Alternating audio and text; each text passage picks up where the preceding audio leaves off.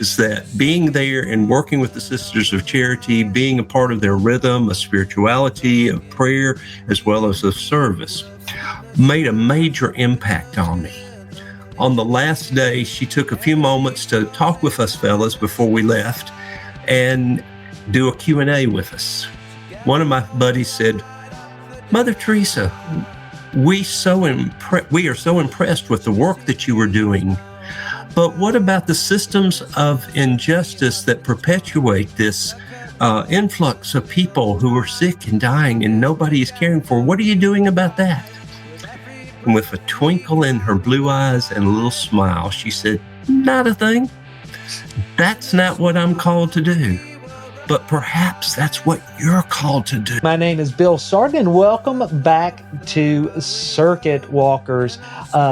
I am so excited to be here today with Dr. Robey, and he is a master certified coach and a United Methodist minister with over 3 decades of pastoral service. He was born in Detroit and raised in Birmingham. He felt a call into ministry early and went on to serve local churches for 35 years. Along the way, he became one of the top 5% of ICF certified coaches, bringing together a passion for spirituality, justice, and leadership development. In high school, he helped integrate his school and church youth camp.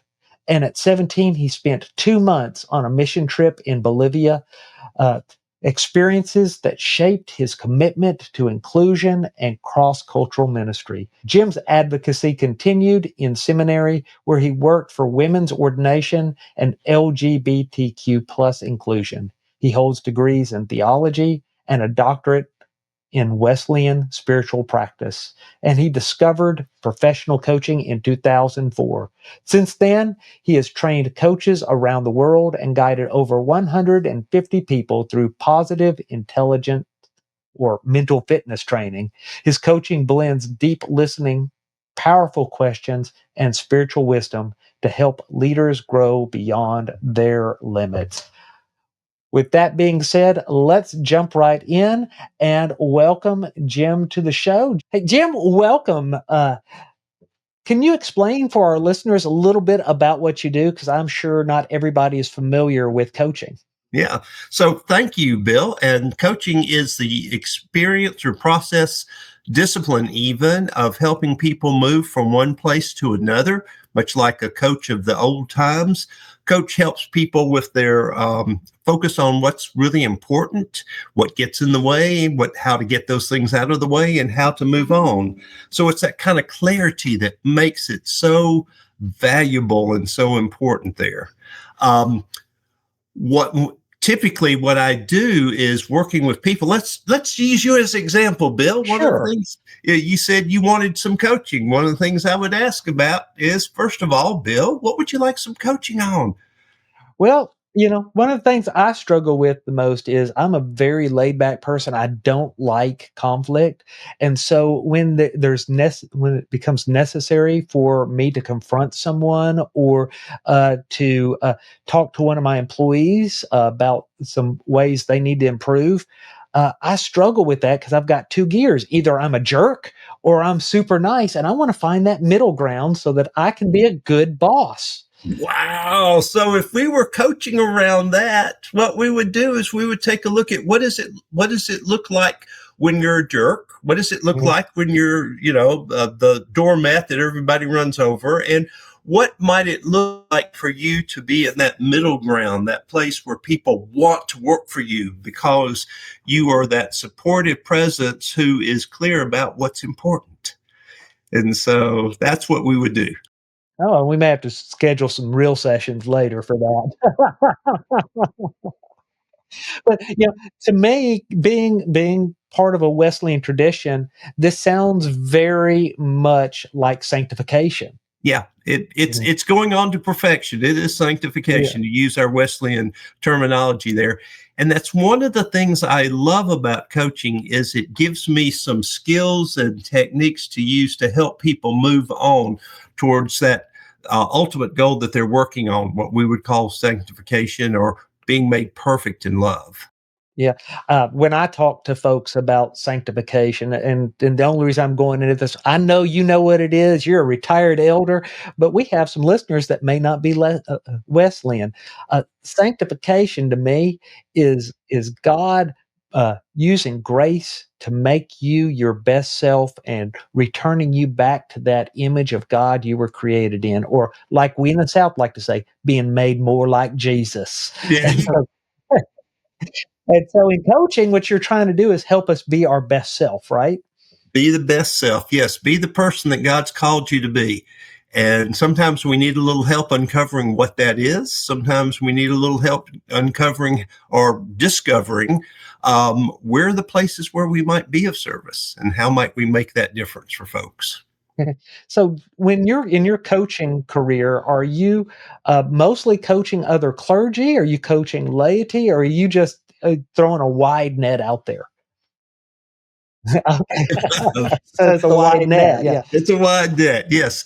So over the years, I've been privileged to coach clergy. Just in the beginning of their journeys or in the middle of their journeys, I've also been privileged to work with leaders from government, from business, nonprofits, as well as other faith communities. And the thing that I see that's universal across there is that wherever we are, whether we're 20 or 70, we're looking for things that will be useful so that we can make a difference in the world. Yeah. And so if wherever that part of the world is, we're part of, whether it's professional or otherwise. Now you've had quite a interesting background. You fought for inclusion. What was that like as a high school student trying to fight for the integration of your high school? Yeah. So growing up in Birmingham, Alabama, which is where we moved when I was 2 years old, I grew up in that culture. And everything was fine until this fellow by the name of Jesus kept tapping me on the shoulder and says, I know you love me, but you're missing some of the view of the people that I love. And so when the opportunity came for us to integrate our high school, my role was behind the scenes helping to help people to keep calm. And also in front of the scenes to be the one who welcomes people so it's very visible. So it wasn't marching in the streets, it was helping make that happen. Similar thing with our youth camp in 1968, first time we were having black and white kids together. And so when I got to the youth camp, the last thing my mother had said to me before I left was, well, son, you're going to be sleeping with a black person, a black fella tonight. So you got to be careful. And I said, yes, ma'am, I hear you. So we got to our camp and I walk in and there's a big old football player that we had played against a couple of weeks ago at my high school. And I said, hey, I'm Jim. Hey, I'm Tom. And I said, what was the last thing your mama told you before you left? She said, she told me, be careful because I'm going to be sleeping with a white boy tonight. I said, I think your mama must have talked. And from that point on, everything was cool because what we discovered was our common humanity. And that's been so important in the work that I have done is helping people to discover our common humanity. Many times means listening with fresh ears to hear their experiences, even as we share ours. Yeah. We are in such an interesting time right now because just in 2024, the United Methodist Church voted to have full inclusion of our LGBTQ plus brothers and sisters. Yet we've also now moved into this time where there's lots and lots of Christians that are rejecting inclusion of any kind. And I just from your experience, how do you see inclusion of all people as a form of spiritual health for the kingdom? Yeah. Well, I keep remembering the story that was told about a man who died and went to heaven. Yeah. And when he got to heaven, St. Peter was showing him around and said, you can make all the noise you want to over here, but over here, there's this wall. And when you get near here, you have to be quiet. And the man said, well, why is that? Says, well, that's where we have all the Baptists and they think they're the only ones up here. You can replace Baptist with whoever you want to in that. Right, exactly. So part of what I see is so important is that we have a sense of humility about ourselves, and learning. And as I have experienced it, I have seen God's love manifested in people who I wouldn't necessarily choose to be friends with, and yet I see God working through them.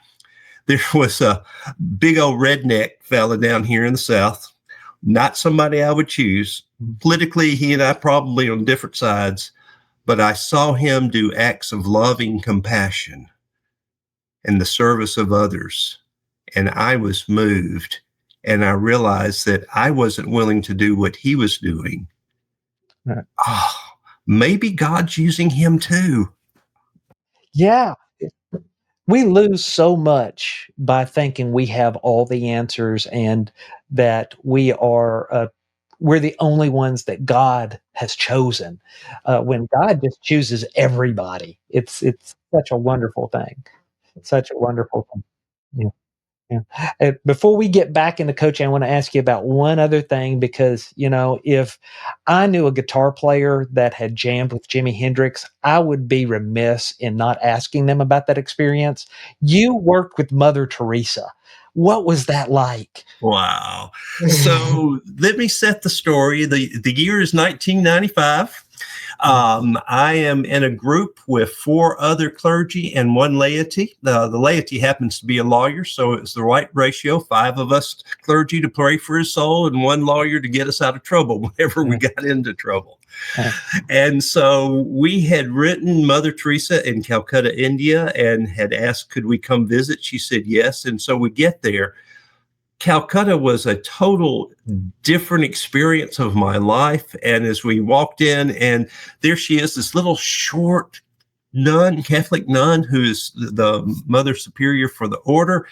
And she treats us as if we are the most important fellows in the whole world. Now, I'm just an old boy from Birmingham, Alabama, but she shows such great care and dignity to us. And I watched her model that over and over again, and in the serving of people that was there. One quick Mother Teresa story is that being there and working with the Sisters of Charity, being a part of their rhythm, of spirituality, of prayer, as well as of service, made a major impact on me. On the last day, she took a few moments to talk with us fellas before we left and do a Q&A with us. One of my buddies said, Mother Teresa, we are so impressed with the work that you were doing. But what about the systems of injustice that perpetuate this influx of people who are sick and dying and nobody is caring for? What are you doing about that? And with a twinkle in her blue eyes and a little smile, she said, not a thing. That's not what I'm called to do. But perhaps that's what you're called to do. And he goes, yes. This is so amazing because I have heard this story before. Although somewhere, it must have been like the game of telephone. I was told it was a reporter that had asked her this question, but I'm hearing it from the source. This is just incredible. That's awesome. She probably had said it more times than once, but I was physically there when that happened. And that whole sense of calling and clarity about what you're called to do, what you're not called to do, that's 2025 for me in the work of coaching I do, helping people be clear about what it is that they are to do now and how they can do that and being faithful to that calling, whatever it is. Right, right. And, I've used that story in the past, talking to church members when they've come, well, why aren't we doing this? Well, maybe that's what God's calling you to do, and then share that story. And I don't think it works as well coming from me as it does from Mother Teresa. That's okay. You just say, I know a guy. Yeah, I know a guy. I know a guy. All right. So let's talk a little bit more about coaching because you had this, was it healthy intelligence coaching? Positive intelligence Positive. coaching. Okay, excuse me. Yeah, Positive. positive intelligence. Positive intelligence is a program that Shirzad Charmaine developed and has used with top flight business leaders, and then he's continued to expand it out. It involves a 7-week program, a basic boot camp type experience, getting aware of what are the saboteurs that are getting in your way and how to overcome them through some physical techniques that have been scientifically proven. And so to focus then upon the sage experiences that one might bring. And so what I do is that I use the positive intelligence program as a part of the coaching packages that I offer so that people have a new way of talking, thinking, and acting, and then using that as a basis to then move on to what's really important for them. That sounds very much like what Jesus did, giving us a new way of talking, behaving, and acting. Uh, and I'm sure you're very conscious of that as you go through your coaching with your clients.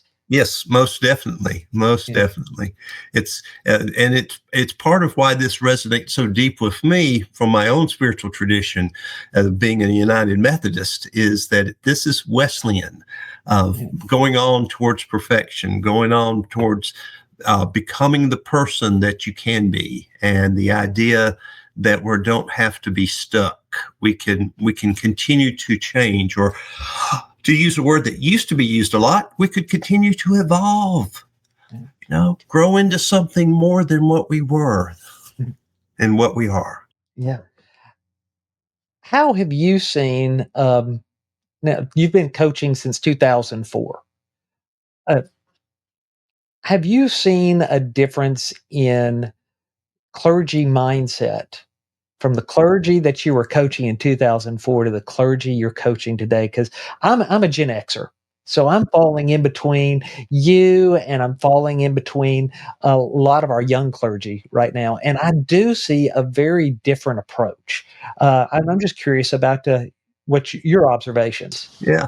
Well, what I'm seeing is that when I started in 2004, coaching clergy was about more like keeping up with the traditions, the standards, the expectations that were there.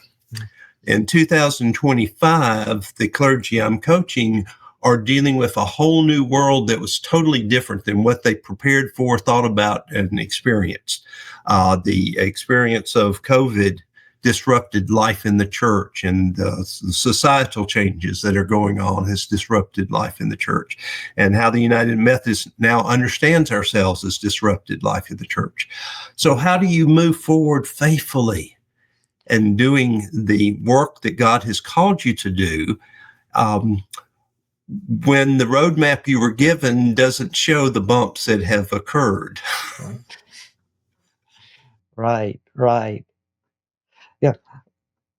One of the issues I'm seeing the church, particularly the United Methodist Church right now, is facing is we have let everyone else but the United Methodist Church define who we are, say what we believe, how we worship.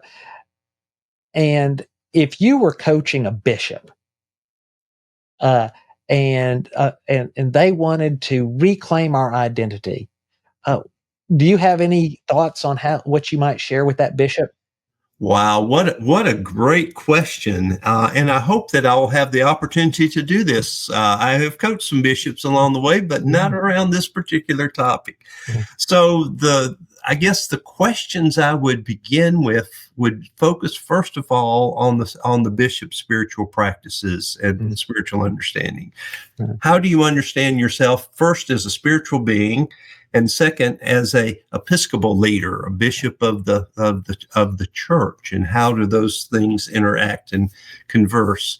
A second question would be, so um, the issues that I see, I'm going to use your words here, Bill, is that we have let other people define the United Methodist Church. I think we have a story of grace and forgiveness and redemption and empowerment that needs to be spoken. What could How can you take the words that I have just done and weave them together without ChatGPT to make a phrase, a story, a concept that we could grab hold of in the Methodist Church?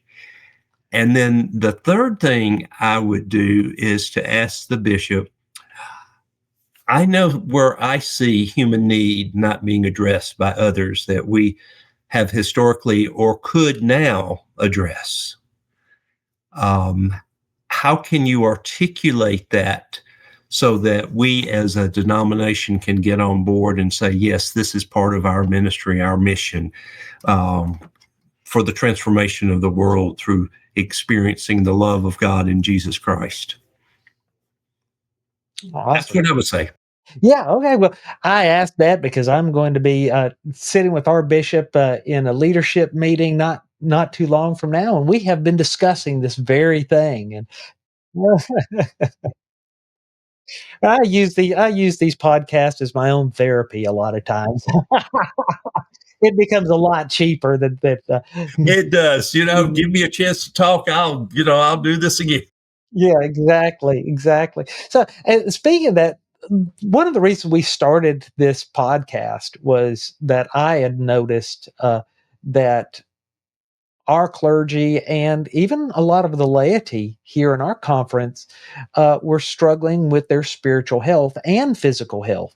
I lost in the last year and a half, I've lost 75 pounds. I've been working on my, thank you. I've been working on my own physical and spiritual health, and I wanted to help others do this as well. And I imagine when you begin coaching someone, especially if it's somebody that's in comes from a faith tradition, that there is some spiritual unhealthiness that begins that you're discovering at the beginning of the coaching sessions. Definitely, definitely. Yeah. One of the things that I do is I do a wheel of life with folks that looks at their whole life and gives us an overview. So on a scale of 0 to 10, with 10 being I'm very satisfied and 0 meaning, we're in the toilet big time. How satisfied are you with in these different areas, which include things like your physical health, your spiritual health, your sense of calling, financial health, friends and family, money is also part of that, as well as physical environment. And so when we as clergy get a chance to stop for a moment and look at our whole lives, it's more than how's your walk with Jesus? Right. It's about how's your whole life? And then we use that as a starting place to say, so what would Jesus, one coaching question might be, I wonder what Jesus might give to you to help you with physical health or some other type things, or what questions emerge. Because a lot of times we have ideas, but nobody's ever asked us in that sense of being a conversation partner who can help us put it together and then create steps following that. Yeah. So when somebody comes to you for coaching, do they generally come in with, hey, this is what I'm struggling with, or this is what I'm trying to achieve. Can you help me get there? That's the starting point for some folks. Other folks go, I know there's got to be more, and I'm not sure what the more is. And so they come from that. One person recently became one of my coaching clients because they were moving in the process of retiring. And this was not a script that they had for themselves. They didn't have any idea what it might look like. And so they brought that as a process of saying, I want to talk about what I might do later on. So what I love about coaching is that it's always up to us to figure out what's most important and how we can make the biggest difference and change. So when you begin these sessions with your clients, and you notice that there's some spiritual unhealthiness, uh, are there practices or suggestions that you start off with to help them kind of get their spiritual life on track? Well, let's use you as an example, Bill. Okay. So if I were coaching you, one of the questions might be, what are the things that help you to stay more spiritually grounded? First of all, letting you decide what they are, and then how well are they working? Right. Okay.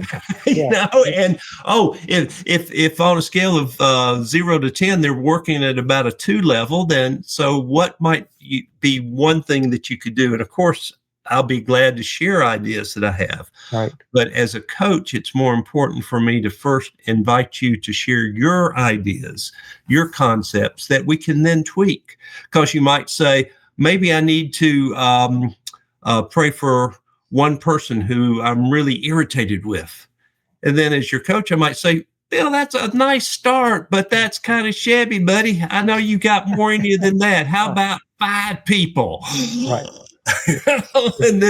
and then then whatever number you agree to, then we name them one by one. Yeah. So so spiritual practice. you know what this reminds me of a lot is guided meditation. It's a process of self-discovery where you're guiding and moving people forward, just like maybe a football coach might be doing as well for an Most athlete. most definitely, most Yeah. definitely. And as I love using that football coach metaphor, because what a football coach does, coach doesn't get out on the field. Well, they're not supposed to, at least. Right. And what the coach does is help each player to function at his or her best that they can do, as well as to help the group that's out there function as a cohesive unit with the unique talents and responsibilities each one has. And that to me is why I am so glad that in the Methodist Church, we have folks that are officially recognized as coaches, endorsed by the church for those roles, because we've got those skills honed down so that we can help the church be that functioning body that works together and the individuals be more integrated with one another and supportive and serving even better. So when you are when you're helping guide someone through all this, what kind of well, let's is there a client that you've worked with that you can talk about, no names, of course, that uh, had surprising results that you thought when we started, I'm not sure how this is going to work out well, but in the end, it just really you saw great transformation. Oh yes, definitely. Yeah, Yeah. there are lots of those stories, but I'll pick just one Okay. for you. Okay, this is an individual who serves in what I call the Methodist bureaucracy, middle management type position, who was really concerned about wanting to use that position for good and be able to impact the ministry and their conference more than they had. So part of what we worked on, first of all, was to identify what are the things, the blocks that are there, and what's the real passion, and to clearly articulate that. In fact, hone it down. So my passion is that we are working with our in this particular situation, working with our local pastors so that they know that they are loved and appreciated and valued. That I want to make that impact. And so we began doing a couple sessions around, so what would that look like? And who might you involve to be a part of that? And oh, by the way, what might get in the way of that? And the transformation was this individual became clearer about what their call was to serve others, particularly local pastors, came up with a program, got the funding, and it's working. What a concept. And not only that, but they have this sense of joy because they know they're being faithful to what they're called to do, not what somebody else is called to do. Right, right. Uh, I was going through your website I was stalking you, but it was for good reason, so I could ask good questions. But you had something that caught my attention on your website, Wisdom Wednesdays. Can you tell me a little bit? Christies, thank you for asking that. Yes, any of your listeners will be welcome to come. You can go to www.jimrobeycoaching.com and click on Wednesday Wisdom Hour. And this is what I'm called to do now, to provide an hour each Wednesday for leaders and coaches to come together. Either I lead something or I bring in one of my colleagues to do it. And it's an opportunity for people to meet. So let me give you one example of how this all ties together, Bill. I'm working with folks from government, business, church, and nonprofits out there. And so on one of the calls that we did back in the spring, we had people represented from all those areas. And then we began talking about the struggles that people were having, the challenges that they were facing. One of the challenges was with the changes that were being made at the federal level, in particular, the CDC no longer giving out information. One of the pastors who was there, who happened to have been from the great state of Arkansas, said, "Hey, I understand what you're talking about because we depend upon that information because most of our members here are in agriculture." And so in the midst of that conversation of people talking together, an idea came up of how this pastor could gather information that they can't receive from the government anymore, but could get it from their members asking folks that they know. It was like this creative synergy of ideas that occurred. And I thought, that was worth the price of admission. Now, that doesn't happen every week, but there are times that the topics seem to really resonate with those who come. And again, this is what I do best. I create communities. I draw people together, and who knows, you might even get asked to come do a Wednesday Wisdom Hour and share your insights and stuff with us, Bill. That's a threat, not a promise. No, I'm not sure how much how much wisdom I could add, but I could offer some malarkey pretty well. Yeah, malarkey is allowed. Well, good. One of the things that I've heard you mention a couple of times, and I want you to set me straight. Okay, uh, you've mentioned a couple of times, the business world, and I've watched our denomination turn to the business world to try to get solutions a lot, and I kind of feel like I've always felt like that was the worst place in the world to turn for the church to turn to the when really we should be the ones that everybody else is looking to for solutions. So, set me straight. It's paradoxical. Yeah, You walk into any business and you will find at some level, you will find, what is our mission statement? right. Let's see, where did that come from? It Yeah, came from the church, that right. came, what is our purpose statement? That came from the church. Yeah. It seems to me that we in the church sometimes undervalue what our own unique abilities and talents are. We always want to use the best that the culture and other organizations have. And yet we sometimes have bought into a business model that doesn't reflect what we can bring from ourselves. So I won't say you're wrong. I'll just say you're just a little bit off. Okay. I Because just do some tweaking there. tweaking there. I think what I'm hoping is that as the denomination and the people I'm speaking to in the United Methodist Church leadership are doing is trying to figure out, how do we articulate our unique sense of who we are as the people called United Methodist? How do we address the issues of the world? How do we keep the forms that have helped us, as well as loosen up forms that get in the way? And so it's an ongoing and exciting conversation that's happening. I know several bishops have been preaching at annual conferences about this is our reality now. And this is who we are now. We've gotten over the question is, do we include everybody? We include everybody. Okay, now how do we make that work?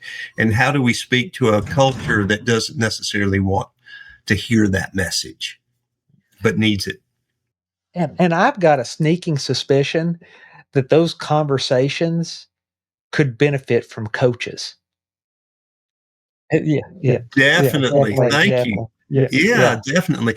In fact, one of the privileges I've had is to be able to coach some bishops who were dealing with dynamics, and they shared back the impact that it had for them, and being a life-giving, I won't say transformative, but it did transform some of their expectations and their abilities to be more effective. So it was life-giving. Well, I'm going to let you give a pitch now. Who or what situations benefit from coaches? Wow. Yeah. So what I would say is everybody could use a coach. I have a coach. Everybody could use a coach. But what I am particularly passionate about, and in talking with leaders who have worked in government and people who have been in the bigger arenas, I want to work with leaders in the church and in the business world, in the nonprofit world, in the government world, and in our Methodist world, to have conversations where we can learn from each other and be prepared, because our world as we have understood it is being transformed and changed. And we need leaders who can operate at the upper level of experiences that can bring the leadership and the passion and the missional understandings together to make a difference. And that's what our world needs. We need folks who believe in science and believe in data and believe in humanity and believe in ethics and believe in serving others and believe that we are better together than apart. And so when I have a chance to pull groups together like that, I know I'm doing my part, because I can't do it all, nor would I want to, but I can do what I can and make that difference. So that's the coaching I love to do, is with those leaders of all levels who are saying, I want to be the best I can be because the world and God is calling on me to do that. And I think that is a great place to stop, that you are taking people and helping them to become the best that they can be. And trigger warning here, folks, sometimes that requires looking in the mirror and being honest about yourself. Definitely. Thank you. You said that so articulate. Thank you for that, Bill. Yeah. So my final question for you, and I warned you about it because it trips everybody up. What is your soul's theme song, my friend? Oh, my soul's theme song. It's very simpler. It's the Hallelujah chorus. The Hallelujah chorus. All right. Because that sense of joy and exuberance. Yes, I have my down times. There are times when hallelujah sounds like a hope as opposed to an actual expression. And yet that is my soul's theme song, the Hallelujah chorus. I can see that, because you are a very upbeat person with a lot of energy. So I think that's a very appropriate theme song. Well, Jim, can you let folks know how they can connect with you? Certainly. You can connect with me by sending me an email at Jim, J-I-M, at Jim Robey, R-O-B-E-Y, coaching.com. You can connect with me by calling 205-960-3157. Operators are standing by, ready for your call at any time. Or you can simply go to the website, jimrobeycoaching.com, and there's all sorts of ways to connect easily with me. Well, we will have that in the description, all that information, so that all of you can connect with Jim. And look, there is no shame in getting a coach. There's only shame in not being the best person you can be. Yeah, Jim, you have a wonderful day. Thank you for this great and interesting conversation. And I've got good news for you, my friend. God loves you. Thank you. That's really helpful today. Yeah. Thank you, Bill. My appreciation for you and the very vital work you were doing in serving others through these podcasts. And just as an aside, this was fun. Yes, I had a lot of fun. Thank you so much. Okay.